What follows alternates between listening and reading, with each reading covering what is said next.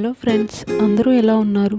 ఈరోజు అయితే నేను గోబీ రైస్ ఈజీగా ఇంట్లో ఎలా ప్రిపేర్ చేసుకోవాలో చూపిస్తానండి. దానికి కావాల్సిన పదార్థాలు, ఫస్ట్ అయితే కాలీఫ్లవర్ని తీసుకుని ఇలా చిన్న చిన్న ముక్కలుగా చేసుకోవాలండి.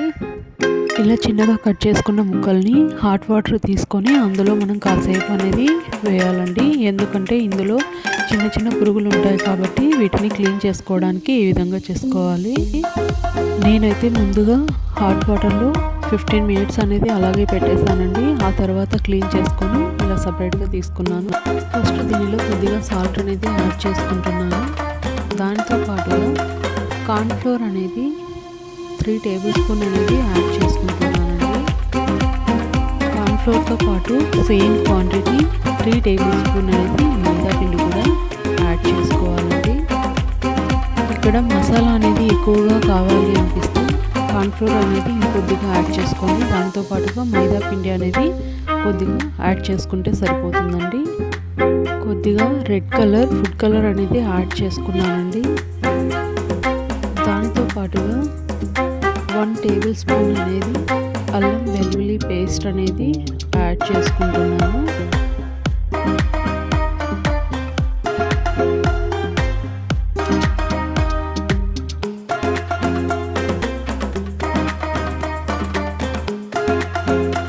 ఇందులో 1 టేబుల్ స్పూన్ ధనియా పౌడర్ అనేది యాడ్ చేసుకోవాలి.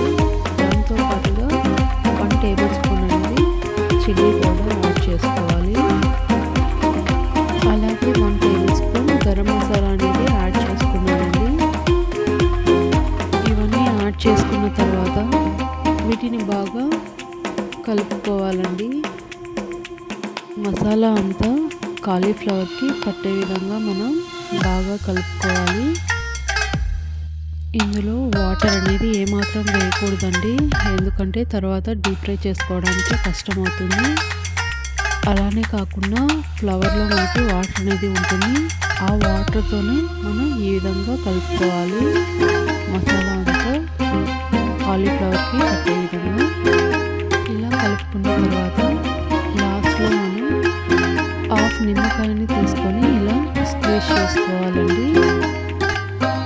ఇలా నిమ్మకాయని స్క్వీజ్ చేసుకున్న తర్వాత మనం 10 to 15 మినిట్స్ ఇలాగే వదిలేయాలండి.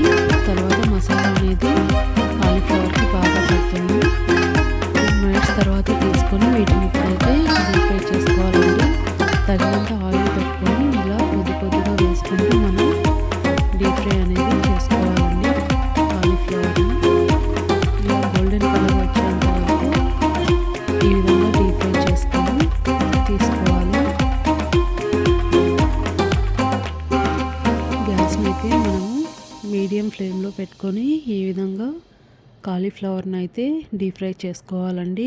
లేదు అంటే పచ్చి పచ్చిగా ఉంటాయండి. చూడండి, ఈ విధంగా చేసుకోవాలి. అలాగే నేను కాజును కూడా ఈ విధంగా ఆయిల్లో ఫ్రై చేసుకుంటున్నాను. చూడండి, ఈ విధంగా గోల్డెన్ కలర్ వచ్చేంత వరకు కాజును కూడా ఈ విధంగా ఫ్రై చేసుకొని పక్కన తీసుకొని పెట్టుకోవాలండి. ఇప్పుడు పక్కనే ఒక కడాయి పెట్టుకొని అందులో కొద్దిగా ఆయిల్ వేసుకొని దానిలో ఒక ఆనియన్ కట్ చేసుకుని వేసుకోవాలి. దాంతో పాటుగా 5 to 6 పచ్చిమిర్చి అనేది కట్ చేసుకొని వేసుకోవాలండి. పచ్చిమిర్చి ఆనియన్ని ఇలా మనం గ్యాస్ని లో ఫ్లేమ్లో పెట్టుకొని ఈ విధంగా ఫ్రై చేసుకోవాలండి. స్పైసీ అనేది ఎక్కువ కావాలి అని అనుకుంటే ఎక్కువగా పచ్చిమిర్చి అనేది యాడ్ చేసుకుంటే సరిపోతుందండి. ఈ విధంగా పచ్చిమిర్చి ఆనియన్ని మనం గ్యాస్ని లో ఫ్లేమ్లో పెట్టుకొని ఫ్రై చేసుకోవడం వల్ల మనకి స్పైసీ అనేది బాగా ఫ్లేవర్ అనేది వస్తుందండి. కాబట్టి గ్యాస్ని ఇలా లో ఫ్లేమ్లో పెట్టుకొని మనం ఫ్రై చేసుకోవాలండి. లేదు అంటే త్వరగా కూడా మాడిపోతాయండి. కాబట్టి ఇలా లో ఫ్లేమ్లో పెట్టుకొని ఫ్రై చేసుకోవాలి. ఈ విధంగా ఫ్రై చేసుకున్న తర్వాత ఇందులో మనం అల్లం వెల్లుల్లి పేస్ట్ని 1 టేబుల్ స్పూన్ అనేది యాడ్ చేసుకోవాలి. అందులోనే ముందుగా డీప్ ఫ్రై చేసి పెట్టుకున్న కాలీఫ్లవర్ని కూడా యాడ్ చేసుకోవాలండి. దాంతో పాటుగా నేను కొద్దిగా క్యాప్సికమ్ ముక్కల్ని అలాగే ఆనియన్ ముక్కల్ని కొద్దిగా యాడ్ చేసుకున్నానండి.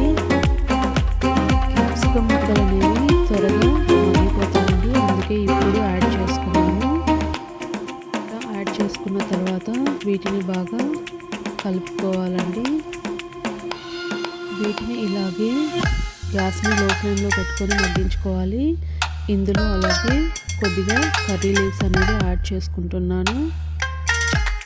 అలాగే కొరియాండర్ పౌడర్ అనేది 2 టేబుల్ స్పూన్ అనేది యాడ్ చేసుకున్నానండి. దీంతో పాటుగా 2 టేబుల్ స్పూన్ అనేది చిల్లీ పౌడర్ కూడా యాడ్ చేసుకున్నాను.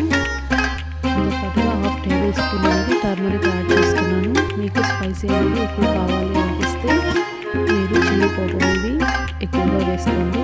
అలాగే నేను ఇందులో చిల్లీ సాస్, సోయా సాస్ అనేది యాడ్ చేసుకున్నాను. కొద్దిగా ఇందులో ముందుగా ఫ్రై చేసి పెట్టుకున్నాను కాఫీని కూడా యాడ్ చేసుకున్నాను. దాంతో పాటుగా సోయా సాస్ కొద్దిగా, చిల్లీ సాస్ కొద్దిగా యాడ్ చేసుకున్నానండి. వీటిని ఇలా కలుపుకుంటూ లో ఫ్లేమ్లోనే ఇలా కాసేపు మగ్గించుకోవాలండి.